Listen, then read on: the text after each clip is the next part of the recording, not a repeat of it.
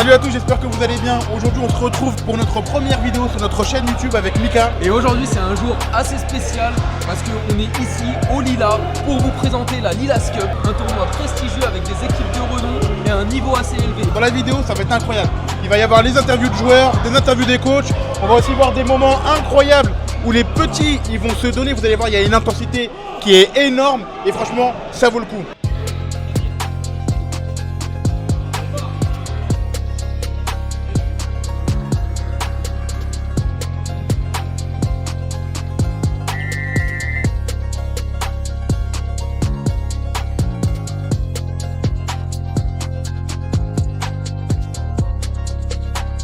Nous sommes avec Mamoru, coach des U11A des Lilas. Il vient de finir son match et on va lui demander son ressenti. On perd 1-0 contre Burel. On a eu pas mal d'occasions. Beaucoup d'occasions même.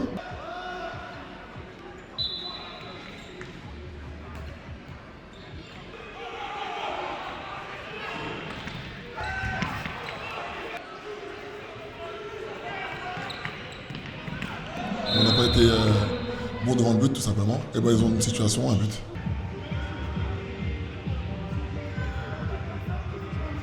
Et comment ça se passe une préparation de tournoi avec les enfants?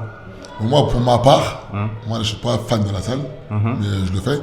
Je n'ai pas forcément fait de séance en salle. Après, ça se prépare avec dans la salle, avec un système, des mouvements, des déplacements. Il y a beaucoup de choses en salle. Et au quotidien, comment tu les fais progresser les petits? Devant moi, je suis très exigeant. Et je ne m'en cache pas. Je suis très exigeant à ce niveau-là, que ce soit au niveau des petits détails, sur l'aspect tactique, sur l'aspect technique, au niveau de la coordination de la motricité. Et je mets beaucoup de voix sur mes séances. Bon, après, au début, les petits sont un peu craintifs, on va dire, ils ont peur.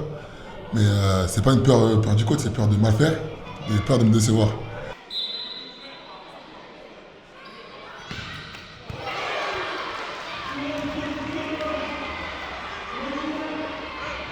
Mais plus on avance, plus il progresse. Ben moi je crie. Mais je crie pas pour crier, je crie sur un petit exemple. Et après, je vais lui dire pourquoi je t'ai crié dessus. Ouais. Je vais lui expliquer, au moins il va comprendre pourquoi j'ai fait ça. Ben après, il va pas le refaire. Et là, je le valorise. Okay. Et ça va dans ce sens-là. Et est-ce que tu penses que ton équipe va faire un bon résultat dans ce tournoi? Oui, je pense, parce que j'ai confiance en eux et on essayera de bien jouer. Allez, un petit pronostic, vous allez finir combien à ton avis? Moi, on va finir en demi-finale. Ok, demi-finale, il l'a dit, c'est dans la boîte. You're not giving 120. You're giving 70. You're giving 60. You're giving 50. And you want what these people who've given sweat, who's given blood, who's given tears, you want what they paid for. And it ain't free. On est là pour gagner!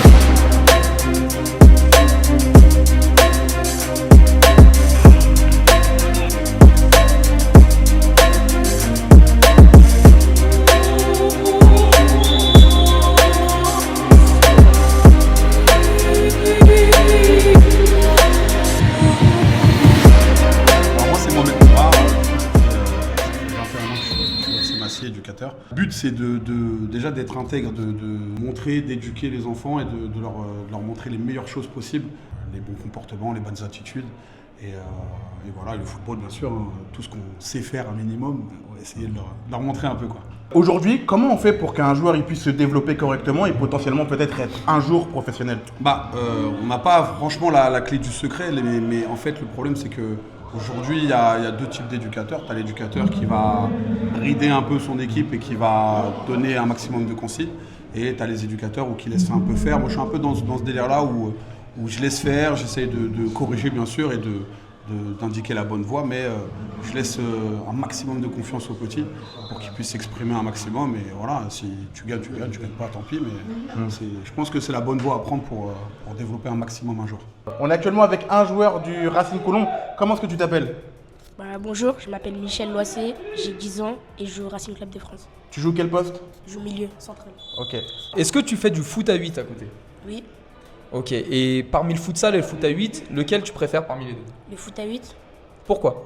Parce que tu as plus d'occasions sur le foot à 8, il y a plus de jeux que le futsal.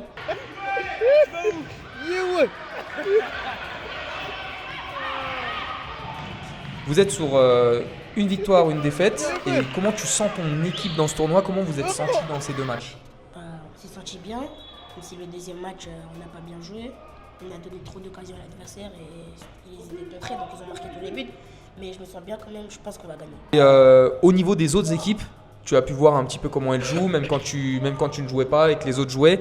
Est-ce que tu penses que voilà, le niveau va être relevé pour la suite du tournoi pour ton équipe? Je pense un peu, mais j'ai confiance en mon équipe et je pense qu'on va gagner.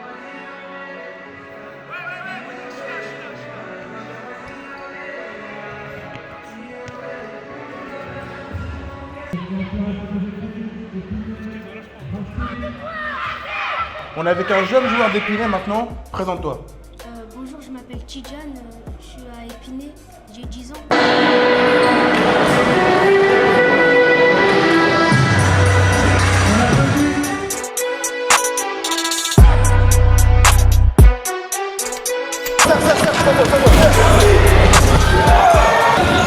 Tidjane, tu joues quel poste?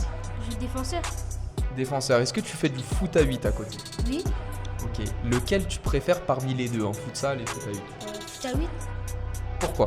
parce que c'est plus grand et on a plus le temps de préparer le jeu.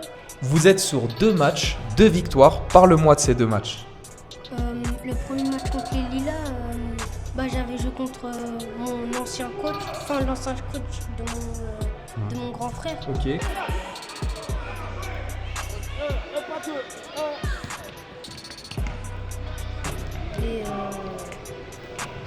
Et contre le Racing, ils ont mis un CSC et 2 buts. Et après, on a marqué 2 buts. Ok. Et toi, comment tu t'es senti dans ce match? J'étais bien, j'étais libéré.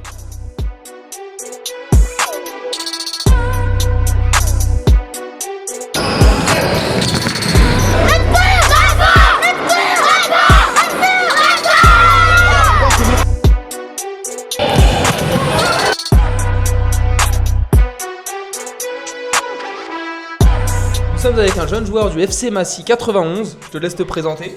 Alors moi je m'appelle Erwin, j'ai 10 ans, je joue à FC Massy, milieu de terrain offensif. Tu fais du futsal depuis combien de temps, Erwin? 5 ans. 5 ans. Et tu fais également du foot à 8? Oui, Tu préfères lequel parmi les deux? foot à 8. Comment tu te sens et comment tu sens ton équipe dans ce tournoi? Bien, c'est pas mal, on peut faire mieux.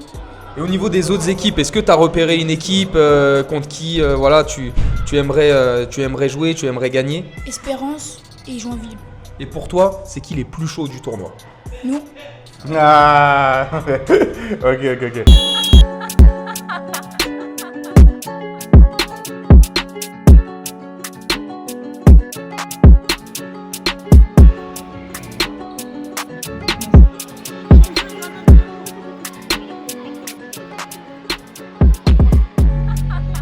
Nous sommes à présent avec un joueur du Burel FC qui vient tout droit de Marseille. Ils ont fait le déplacement au Lila exprès pour le tournoi. Je te laisse te présenter. Je m'appelle Axel, j'ai 10 ans et j'habite à Marseille et ça fait 5 ans que je suis au Burel. Ok, je vois qu'on est dans un tournoi de futsal. Tu fais également du foot à 8. Oui, Tu préfères lequel parmi les deux? le foot à 8. Ok, pourquoi tu préfères le foot à 8 au futsal? Parce que j'en fais presque jamais du futsal. Ok. Et toi, c'est quoi ta vision de coach aujourd'hui avec les enfants? Parce qu'on sait qu'aujourd'hui, les enfants, ils ont potentiellement envie d'être professionnels. On sait qu'il y a cette pression au niveau des parents aussi, des fois, qui peuvent pousser un peu trop leurs enfants. Toi, comment aujourd'hui, tu arrives à gérer cet aspect-là en tant qu'éducateur? Moi, pour ma part, aujourd'hui, la qualité humaine, elle passe avant la qualité sportive. D'avoir un groupe de parents sains avant tout, des parents objectifs sur la progression et non sur la compétition. Malgré que nous-mêmes, arrivés à un stade de certains tournois, on devient des éducateurs positifs, donc surtout positifs, mais à la fois aussi négatifs parce qu'on rentre dans le mouvement de la compétition. Mais pour moi aujourd'hui, les parents doivent avoir un discours dès le début d'année de leur éducateur pour que les problématiques négatives dans l'année, quand ils arrivent, ils auront plus ou moins les cartes entre leurs mains et les armes nécessaires pour pouvoir leur expliquer qu'aujourd'hui le football c'est un sport populaire, comme ça cela a toujours été. Mais avant tout le côté humain, parce qu'aujourd'hui le petit il a 10 ans, dans 2 ans le foot ça le gomme, donc il peut arrêter le foot. Donc aujourd'hui, pour moi, la problématique des parents, pour moi, ils doivent être à l'image des éducateurs, comme cela a toujours été. Le rôle d'éducateur, il est devenu très compliqué par rapport aux parents. Ouais. On nous rabâche souvent le fait qu'en école de foot, le résultat, il n'est pas important. Mais demain, le résultat, il n'est pas important. Tu perds des scores toutes les semaines, les parents, ils vont vouloir partir. Et c'est malheureux, c'est un constat dans le football. Bien sûr que le jeu doit primer sur le résultat. Mais on est rentré dans une société de consommation où les parents, ils vont de gauche à droite et ils consomment là où ils le peuvent le plus consommer. Okay. Et c'est dur à dire, mais c'est une stricte réalité. Une équipe qui a commencé, d'accord, avec les mêmes joueurs de U6 à U12, ça n'existe pas. Moi, grâce à Dieu, j'ai la chance d'avoir une équipe. Les petits, c'est les mêmes de U6 à U11. Les petits qui sont montés avec nous, c'est des petits qui sont montés de B, C, D. Pourquoi ? Parce qu'on est dans un club, nous, personnellement, l'Espérance, qui ne recrute pas. On n'est pas un club qui recrute, on est un club où on va être là pour former les enfants. D'accord ? Et justement, on a un vivier qui nous permet de pouvoir regarder en bas. Après, d'autres ne peuvent pas le faire. Mais en tout cas, nous, on a cette chance.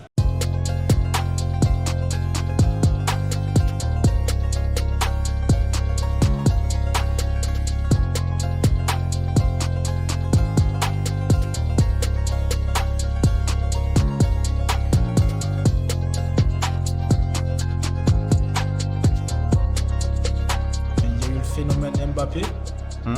Donc c'est devenu un peu plus business. Il y a les parents qui veulent davantage pousser les enfants à faire du foot parce que c'est une source de revenus incroyable. Et aussi les petits, il y a de plus en plus de rêves qui se concrétisent. Donc des jeunes joueurs maintenant qui jouent en pro, ouais. Et donc là, on a un joueur qui sort de chez nous, c'est Nimayolo, qui est la plupart du temps titulaire au PSG. Donc ils ont le droit de rêver, ça reste dans un coin de leur tête, mais la priorité, ce qu'on leur dit, c'est l'école et avoir des valeurs. Et le plus important, c'est les hommes de demain. Nous sommes actuellement avec le représentant d'une association. Je vais te laisser te présenter. Alors bonjour à tous, moi c'est Farid, je suis membre de l'association Dunia Charity. C'est une association qui a été créée il y a à peu près 3 ans par Walid et Cyrine qui sont les cofondateurs. Et on œuvre sur différents plans d'action, surtout l'accessibilité à l'eau dans différents territoires, donc pas que national. On est vraiment une ONG qui participe sur l'aspect international. On a fait 5-6 projets déjà. Là, l'action principale aujourd'hui, c'est par rapport à notre projet de la Mauritanie. Donc on fait un partenariat avec les Lilas que je remercie énormément parce que du coup on peut venir participer et mettre en avant un peu notre projet, sensibiliser les jeunes à la question de l'eau, à la question de l'entraide. Et donc voilà, le projet de la Mauritanie, ça sera pour avril. C'est parti d'une idée où ils ont voulu faire un peu de bien pendant des petits voyages. Et ce qui s'est passé, c'est qu'ils se sont rendus compte qu'il y avait beaucoup de gens qui étaient dans le besoin de par leur voyage. Donc ils ont commencé petit à petit. Le premier voyage qu'ils ont fait, c'était en Algérie. Donc ils ont fait des actions là-bas où ils ont donné de l'accessibilité à l'eau à des personnes qui étaient vraiment dans le besoin. Et dernièrement, il y a eu le Kenya où du coup, à chaque fois, il y a une construction soit d'un puits, soit d'un château d'eau, des agrandissements des madrasas pour aussi donner aux enfants la possibilité d'aller à l'école coranique. Voilà. Et, également, on a un aspect un peu plus pieux dans le sens où on essaie de construire des mosquées. Là, concrètement, pour vous parler de notre projet et pourquoi je suis là aujourd'hui, au niveau de la Mauritanie, on a 4 actions majoritaires. C'est la construction d'un château d'eau. Donc, ce sera un château d'eau d'une capacité de 5000 litres pour alimenter 1500 personnes. Deuxièmement, on va construire une mosquée. Une mosquée de 90 mètres carrés, donc pour accueillir à peu près 100 personnes. On va également faire des colis alimentaires, donc 80 colis alimentaires pour des familles de 4 à 6 personnes. Et la dernière action, c'est la construction d'une madrasa, où là, à la base, on partait sur un agrandissement, mais finalement, on va aller sur une construction. Donc une construction avec des sanitaires, 2 salles, et voilà, pour donner l'accessibilité à tous ces jeunes pour apprendre et étudier. Étudier, pour les aider à accéder à l'éducation. C'est ça. Je suis très fan de football, donc ça me fait plaisir de voir tous ces jeunes qui jouent. Ça me fait vraiment plaisir d'être là, de voir tous ces jeunes, et j'espère que notre action peut les sensibiliser et qu'ils prennent un petit peu conscience, même si je sais que c'est quelque chose qui est un peu loin de leur monde, mais il faut qu'on les éduque depuis le jeune âge. Ok. Bon merci et merci à toi, merci à l'association d'être présent. Vous aurez tous les liens, bien évidemment, dans la description, donc n'hésitez pas, et puis contactez-les sur leurs réseaux sociaux, et puis n'hésitez pas à les soutenir. N'hésitez pas à les soutenir, chaque action compte, vous qui êtes chez vous, vous pouvez avoir un impact, n'hésitez pas. Merci à vous.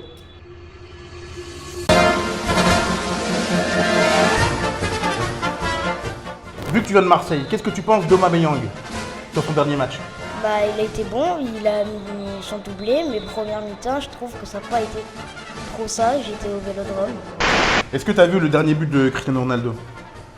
Oui, la retournette, Ouais, qu'est-ce que t'en penses? incroyable. Est-ce que tu penses que toi t'es capable de le faire? Pas encore. C'est qui tes 3 joueurs préférés?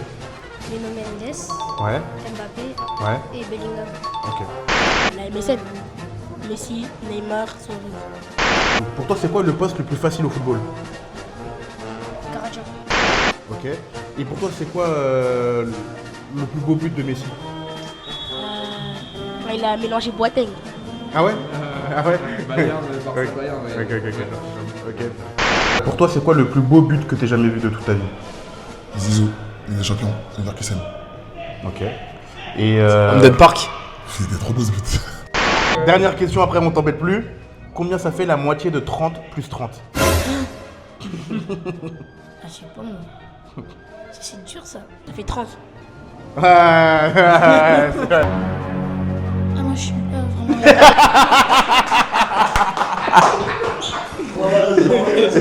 Eh, il a abandonné. 30.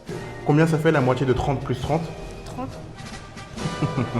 Ok, bah Djibril, on va te souhaiter bon courage pour le reste du tournoi et on va te laisser réfléchir sur cette dernière question. En tout cas, j'espère que la vidéo, elle vous a plu. Merci à tous de l'avoir regardé. On vous laisse avec les meilleures images, la finale de cette Cup. Dites-nous dans les commentaires ce que vous en avez pensé. Et à la prochaine. À la prochaine.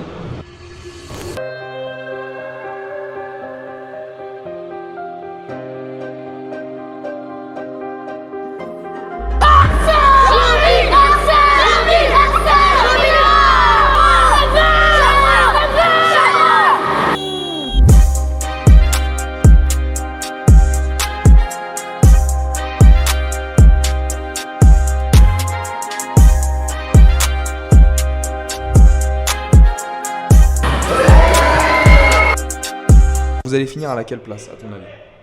Bah, on espère première.